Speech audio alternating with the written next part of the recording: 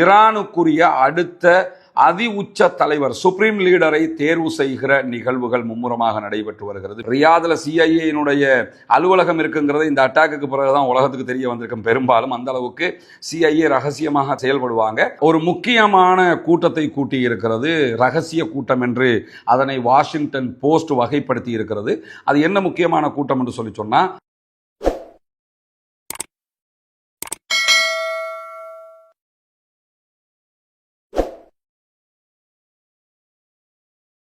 அன்பிற்கினிய சகோதர சகோதரிகளை நம் அனைவர் மீதும் ஏக இறைவனுடைய அமைதியும் கருணையும் உண்டாகட்டுமாக என்கிற உயரிய பிரார்த்தனைகளோடு, இஸ்ரேலுக்கும் அமெரிக்காவுக்கும் ஈரானுக்கும் இடையிலான ஒரு பாரிய யுத்தம் மத்திய கிழக்கிலே நடைபெற்று வருகிறது.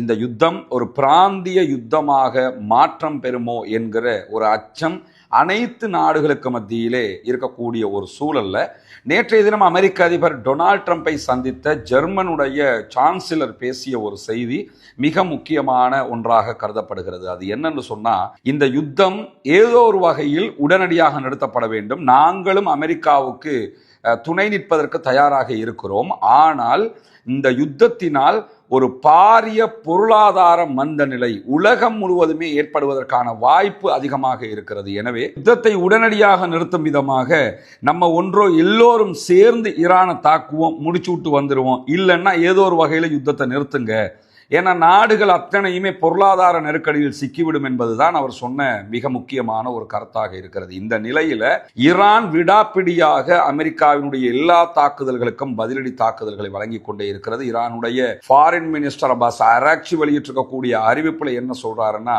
நாங்கள் எங்களை தற்காத்துக் கொள்வதற்கான ஒரு யுத்தமாகத்தான் இதை பார்க்கிறோமே தவிர நாங்களாக முன் சென்று எந்த தாக்குதல்களையும் நடத்தவில்லை என்று சொல்கிறார். இந்த நிலையில இன்றைக்கு நிறைய தகவல்கள் வெளியாக இருக்கிறது. குறிப்பாக ஈரானுக்குரிய அடுத்த அதி உச்ச தலைவர் சுப்ரீம் லீடரை தேர்வு செய்கிற நிகழ்வுகள் மும்முரமாக நடைபெற்று வருகிறது. பெரும்பாலும் ஈரானுடைய மறைந்த சுப்ரீம் லீடர் ஆயத்துல்லா அலி ஹாமனி அவர்களுடைய மகன் முஜ்தபா அவர்கள் தலைவராக தேர்வு செய்யப்படுவதற்கான வாய்ப்புகள் இருக்கிறது. அதற்கான பல காரணங்கள் சொல்லப்படுகிறது. ஒன்று, முஜ்தபா அவர்கள் ஏற்கனவே ஐஆர்ஜிசி என்கிற இஸ்லாமிய புரட்சிகர காவலர் பிரிவை வழிநடத்துவதில் மிக முக்கியமான பங்கு வகித்துக் கொண்டிருக்கிறார்.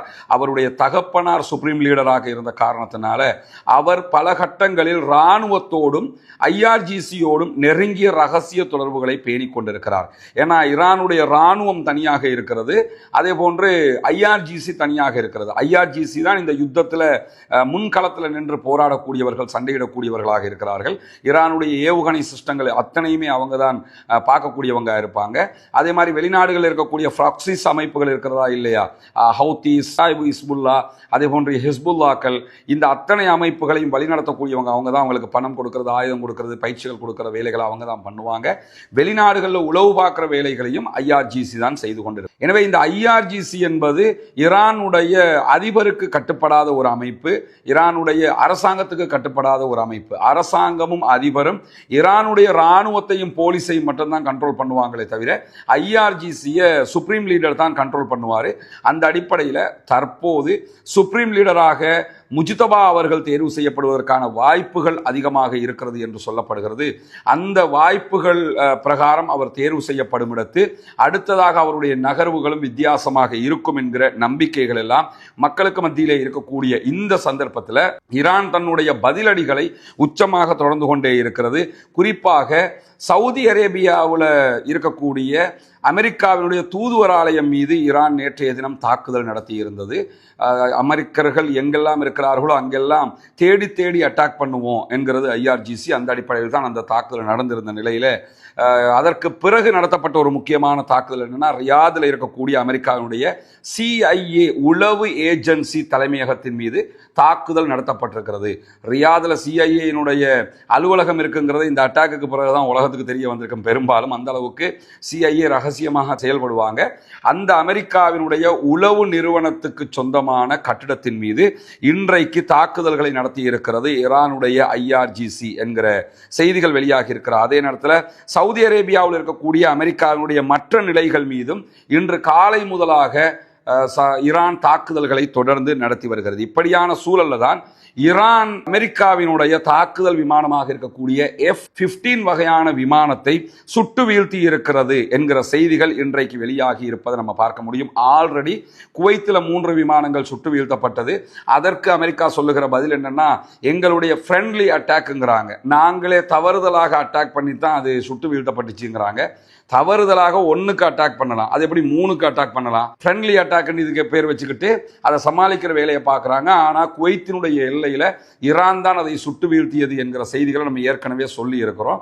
இன்றைக்கு வெளியாக இருக்கிற தகவல்கள் பிரகாரம் F-15 வகையான விமானங்களில் ஒரு விமானத்தை ஈரான் சுட்டு வீழ்த்தி இருக்கிறது. இதில் என்ன கவனிக்கணும்னு கேட்டால், கடந்த வாரில் ஏற்கனவே 12 நாள் வாரிலையும் இந்த F-15 வகையான விமானங்கள் பயன்படுத்தப்பட்டது. வேகமாக சென்று தாக்குதல் நடத்துகிற விமானங்கள். இந்த விமானங்களை சுட்டு வீழ்த்துவதற்குரிய எந்த வேலையையுமே ஈரான் பார்க்கல. ஆனால் இந்த யுத்தத்தில் ஈரான் சுட்டு வீழ்த்துகிறார்கள் என்று சொன்னால் அவர்கள் விமானத்தை சுட்டு வீழ்த்துகிற ஆயுதத்தை பெற்றுக்கொண்டிருக்கிறார்கள். அது அவர்களுடைய சொந்த ஆயுதமாக இருக்கலாம், இல்லை என்றால் ஈரான் ரஷ்யா அல்லது சீனாவிடமிருந்து கூட இந்த ஆயுதங்களை பெற்றுக்கொண்டிருக்கலாம். எது எப்படி போனாலும் F-15 வகையான விமானங்களை சுட்டு வீழ்த்த முடியாது என்று இருந்த நிலையில ஈரான் தற்போது சுட்டு வீழ்த்தி இருக்கிறது என்கிற செய்திகள் வெளியாகி இருக்கிறது. அதே போன்று துபாயில் இருக்கக்கூடிய அமெரிக்காவினுடைய தூதுவராலயம், துணை தூதுவராலயம் போன்ற இடங்கள் மீதெல்லாம் மீண்டும் ட்ரோன் அட்டாக்குகளை தொடர்ந்து பண்ணிக்கிட்டு இருக்கிறாங்க ஈரான். அதை தாண்டி கத்தருடைய உதய் போர்ட் மேலே தொடர்ந்து தாக்குதல்களை நடத்துகிறார்கள். கத்தரில் இருக்கக்கூடிய உதய் போர்ட், அதே போன்று துபாயில் இருக்கக்கூடிய இடங்கள், இன்றைக்கு காலையில் குவைத்தினுடைய பல பகுதிகள், பஹ்ரைனுடைய பல பகுதிகள் மேலே எல்லாம் தொடர் தாக்குதல்களை நடத்தி கொண்டிருக்கிறது ஈரான் என்கிற செய்திகள் வெளியாகி கொண்டிருக்கிறது. இந்த செய்திகள் அத்தனையுமே தொடர்ந்து வெளியாகுவது ஈரான் பிராந்திய நாடுகள் மேல தாக்குதலை நடத்தவில்லை, அந்த நாடுகளில் இருக்கக்கூடிய அமெரிக்காவினுடைய நிலைகள் மேலதான் தாக்குதல்களை நடத்தி கொண்டிருக்கிறார்கள் என்கிற செய்திகளை நாம் புரிந்து கொள்ளுகிற அதே நேரத்தில் கடந்த வெள்ளிக்கிழமை அமெரிக்கா ஒரு முக்கியமான கூட்டத்தை கூட்டி இருக்கிறது. ரகசிய கூட்டம் என்று அதனை வாஷிங்டன் போஸ்ட் வகைப்படுத்தி இருக்கிறது.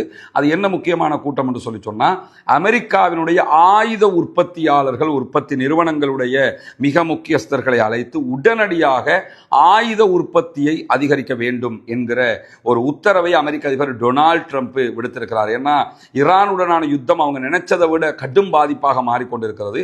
ஈரானுடைய பதிலடியும் உச்சமாக இருக்கக்கூடிய காரணத்தினால ஈரானை எதிர்கொள்வதற்கு அமெரிக்காவுக்கு மேலதிக ஆயுதங்கள் தேவைப்படுகிற காரணத்தினால உடனடியாக நீங்க ஆயுத உற்பத்திகளை பெருக்க வேண்டும் என்கிற உத்தரவுகளை இன்றைக்கு அமெரிக்க அதிபர் டொனால்ட் ட்ரம்ப் விடுத்திருக்கக்கூடிய செய்திகள் வெளியாகி இருக்கிற அதே நேரத்தில் இன்றைக்கு புரட்சிகர காவலர் பிரிவு IRGC வெளியிட்டிருக்கக்கூடிய இன்னும் ஒரு செய்தியில கிரியா பகுதிகளில் இருக்கக்கூடிய ராணுவ ஊழியர்கள், அதே போன்று இஸ்ரேலுடைய பாதுகாப்பு அமைச்சகத்தையும் டெல் அவிவில் இருக்கக்கூடிய பெய்தாவில் இருக்கிற ராணுவ தளங்களையும் குறிவைத்து கடுமையான தாக்குதல்களை இன்றைக்கு ஈரான் நடத்தி இருக்கிறது இஸ்ரேலுக்குள்ள. அதை இஸ்ரேலிய ஊடகங்களே செய்தியாக வெளியிட்டுக் கொண்டிருக்கின்றன.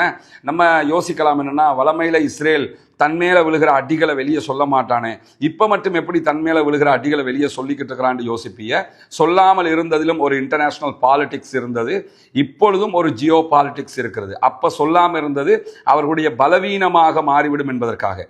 இப்ப சொல்வதற்கான காரணம் என்னன்னா, நாங்க ஈரானுக்கு அடிக்கிறோம், ஈரானும் எங்க ஆக்களுக்கெல்லாம் பொதுமக்களுக்கு அடிக்கிறாங்க, அதனாலதான் நாங்க திரும்ப திரும்ப ஈரானுக்கு அடிக்கிறோம்ங்கிறத காட்டுறதுக்காகத்தான் சில இடங்கள்ல தாங்கள் வாங்குற அடியை அவங்களே வெளியே சொல்லி கொண்டிருக்கிறாங்க. அந்த அடிப்படையில் இன்றைக்கு IRGC இஸ்ரேலுடைய பாதுகாப்பு தலைமையகத்தின் மீது தாக்குதல் நடத்தி இருக்கிறது. அவர்களுடைய பல இடங்களின் மீதும் தாக்குதல்களை நடத்தி இருக்கக்கூடிய சூழல்ல அணு ஆயுதத்தை ஈரான் தயாரித்து விடும், அதுக்காகத்தான் இந்த யுத்தம் பண்றோம் என்று சொல்றாங்கல்ல, இதே மாதிரியான ஒரு செய்தியைத்தான் சதாம் ஹுசைனுக்கும் சொன்னாங்க. அது தொடர்பாக இன்றைக்கு வெளியாகி இருக்கக்கூடிய தகவல்களை நீங்க பார்த்தீங்கன்னா, IAEA என்கிற அணு ஆயுத பரவல் தடுப்பு அமைப்பினுடைய தலைவர் பேசுகிற நேரத்தில் ஈரான் அணுகுண்டு தயாரிப்பதற்கான எந்த ஆதாரங்களும் எங்களுக்கு கிடைக்கவில்லை என்று சொல்லியிருக்கிறார். இதே கருத்தை அன்னைக்கு அமெரிக்கா ஈராக் மேல தாக்குதல் நடத்தும் போதும் சொன்னாங்க. அப்பவும் அமெரிக்கா கேட்கல, இல்லை இல்லை இருக்குதுன்னு போய் தாக்குதல் நடத்திவிட்டு எல்லாத்தையும் அழிச்சுவிட்டு அப்படி ஒன்றுமே கிடையாதுன்னு சொன்னாங்க. அதே மாதிரி தான் இப்பொழுதும் அணு ஆயுதம் இருக்கிறது என்று சொல்லி போர்ட்டோ அணுமின் நிலையத்தின் மீது தாக்குதல் நடத்தி இருக்கிறார்கள். அதே போன்று இஸ்பஹானில் தாக்குதல் நடத்தி இருக்கிறார்கள்.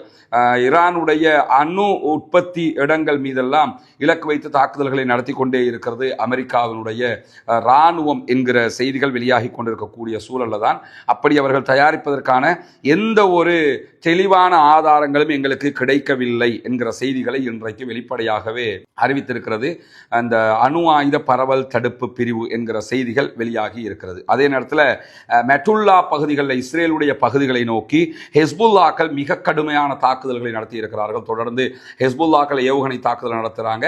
ஹெஸ்புல்லாக்களை இலக்கு வைத்து பெய்ரூத் மேலே லெபனானுடைய பகுதிகள் மேலே இஸ்ரேலிய ஆக்கிரமிப்பு இராணுவமும் தாக்குதல்களை நடத்தி கொண்டிருக்கிறது. அதை தாண்டி ஹைஃபாவில் இருக்கக்கூடிய கடற்படை தளத்தின் மீது ஏவுகணை தாக்குதல்களை நடத்தி இருக்கிறது ஹெஸ்புல்லாக்களும் தொடர்ந்து இஸ்ரேல் மேலே இப்படியான தாக்குதல்களை நடத்தி வரக்கூடிய நேரத்தில் தான் ஐக்கிய அரபு எமிரேட்ஸுக்கு சொந்தமான யுஏஇக்கு சொந்தமான ஒரு கப்பல் மேலே தாக்குதல் நடத்தப்பட்டிருக்கிறது என்கிற செய்திகள் வெளியாகி இருக்கிறது. இந்த கப்பல்கள் ஐக்கிய அரபு எமிரேட்ஸில் புஜைராவில் இருந்து கிழக்கு பகுதியாக 13 கிலோமீட்டர் தொலைவில் தாக்குதலுக்கு உள்ளாகி இருக்கிறது. ஐக்கிய அரபு எமிரேட்ஸ் யுஏஇனுடைய வளங்களை இலக்கு வைத்து ஈரான் தொடர்ந்து தாக்குதல்களை நடத்தி வரக்கூடிய சூழலில் தான் இந்த அறிவிப்புகளும் வெளியாகி இருப்பதை நம்ம பார்க்க முடிகிறது. தொடர்ந்தும் ஈரான் இப்படியான தாக்குதல்களை அரபு நாடுகளை இலக்கு வைத்து நடத்துகிறது. அரபு நாடுகளில் எங்கெல்லாம் அமெரிக்காவினுடைய நிலைகள் இருக்கிறதோ அந்த நிலைகள் மீதெல்லாம் இப்படியான தாக்குதல்களை அவர்கள் நடத்தி வருவதை நம்ம கண்காணிக்க முடிகிற அதே நேரத்தில் அரபு நாடுகள் பெரும்பாலும் கத்தர், யுஏஇ, சவுதி அரேபியா உள்ளிட்ட நாடுகள் எல்லாமே ஒரு அறிக்கையை வெளியிட்டிருக்கிறாங்க. ஈரானோடு நாங்கள் சண்டைக்கு செல்லவில்லை, நாங்கள் டிஃபெண்ட் பண்ணுகிற வேலையை தான் பார்த்துக்கிட்டு இருக்கோம், எங்களை நாங்களே தற்காத்துக் கொள்ளுகிற வேலையை செய்கிறோமே தவிர நாங்கள் நேரடியாக எந்த சண்டைக்கும் அவர்களோடு போகவில்லை என்பதை வெளிப்படையாக நேற்றைய தினமும் அறிவித்திருக்கிறார்கள். அது ஒரு முக்கியமான பகுதியாக நம்ம புரிஞ்சு கொள்ள முடியும். என்ன, இது ஒரு பிராந்திய யுத்தமாக மாறாமல் அமெரிக்காவினுடைய இலக்குகளை மாத்திரமே ஈரான் தாக்குதல் நடத்தி முடிப்பதற்கான ஒரு சாதாரணமான நிலையாக மாறி யுத்தம் மெதுவாக குறைந்து விடுவதற்கான வாய்ப்புகள் இருக்கிறது என்கிற செய்திகளும் இன்றைக்கு வெளியாகி இருக்கிறது. தொடர்ந்து இணைந்திருங்கள் ரஸ்மின் மயசி நியூஸ் மற்றும் ரஸ்மின் டாக்ஸ் ஆகிய 2 சேனல்களோடு. இந்த மத்திய கிழக்கினுடைய யுத்தம் தொடர்பான அப்டேட்டுகளை உடனுக்குடன் உங்களுக்கு தருவதற்கு நாங்கள் தயாராக இருக்கோம்.